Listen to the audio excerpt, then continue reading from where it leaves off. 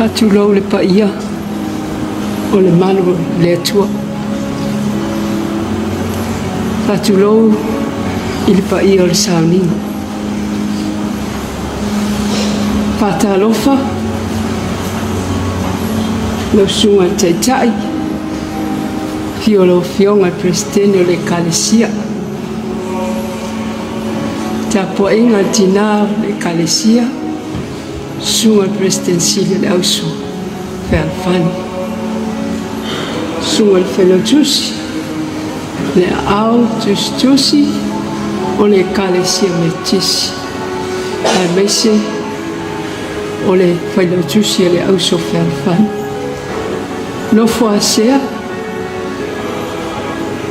o sino tie fia o le kalesia.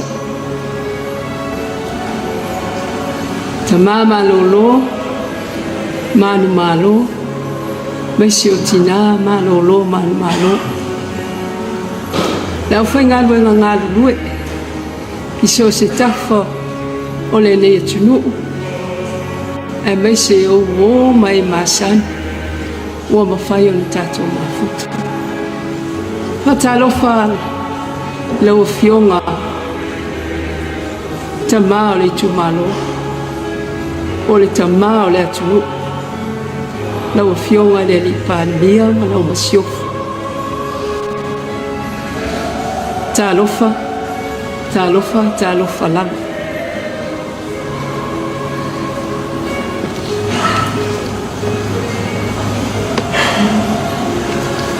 o le mangangana faitoro ona ele faingofie le aso o te whātulou le pa i sauniga pe a whai e sui le leo o le auauna.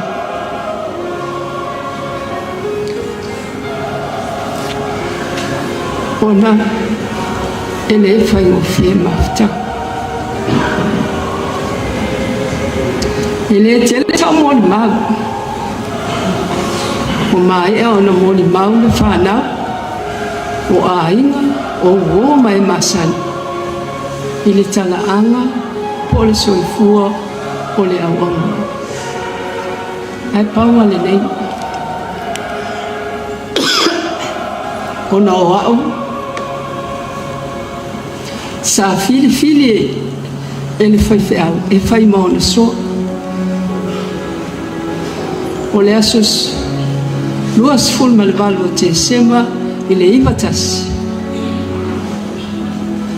Tu whātasi ai o malima a wale galuega le atua o vine e iwa tausaga e mate vā pei ona whaailoa foʻi monima o vine o loo whaiao o vine o loo tama o vine o loo mana a o mātou wheangai man ngā koe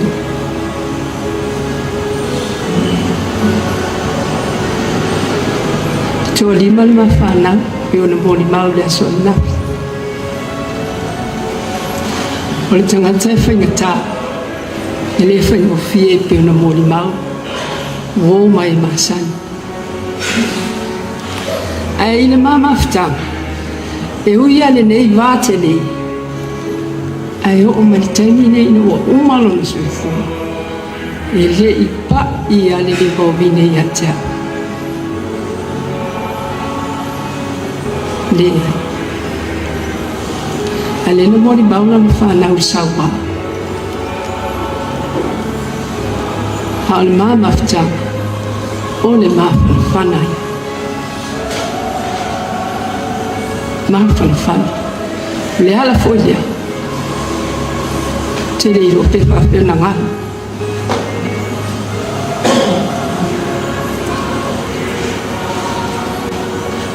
au maa ngā lurui tōre su lima tausanga talu o le mawhau o mawpio ma maa ngā lurui O ia tau sanga I tele, I le I faapea. Ua ave se malua vai aso malolo. E pe ona iai tatu kalisi. O lona ia le atan sunua. E fiu e fai iai. Fai maina na tala. Aua te nofo ai tala fu le kalisi. Aua te ole ole ina le kalisi. O le ala le ana ma o ai matisi mai. A o matao fia yo pia sa faapea mai lana tala.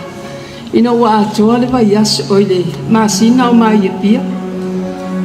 Le wana tulia o fai mai o te aru te fatu ese le kalisia.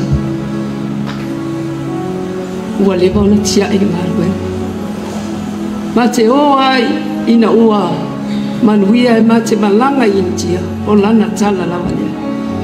Alwe fatu ese le kalisia. Ua leva ona tia ina ngana. Faafetai I le kalisia mo le valauina. Ma le whaonga ina o lana auauna ai mai seu so whaatawa.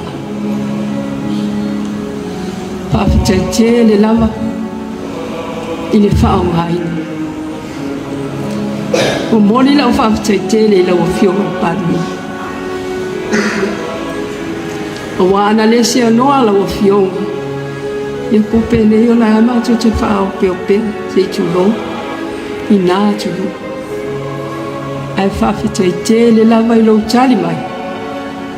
A o mātou o iai mawhitianga I nā tulo. Faafetai le pa ia o le awhengadwe. Sunga ia, li fai whiau ma whalitua. A o mātou e se ai, sa la ngona lava le pai atu o a autu tala. La ngona, ai pangare, e le fai aso tatu otu. E pule le atua I lana auauna. O le na ia au maia, na te toe abatua. Ina ne ingalo. Ina ua umalo na soifua. Ona o mawhawhau le o whaila. O le a whaila maha. E whaatau nuu o na whina maha. Whaatau ese I le kalesia.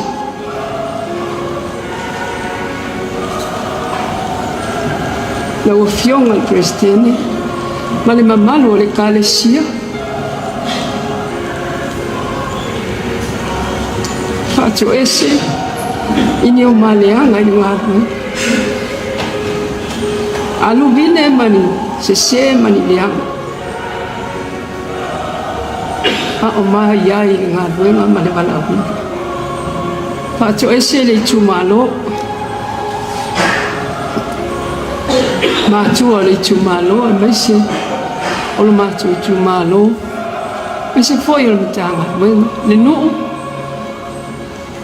Wha mole mole, wha mangalo, I mā ua I ngārwe. Maise o le whanau. Mātua te talo, ma le nganga maulalu. I alu vine, mani ona lea.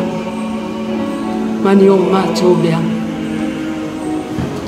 Ia whaamanuia tele le atua, I lana malanga. Ia whaamanuia foi le atua. I le nei au fia ma le nei sauni. Ona o Yesu. Amen.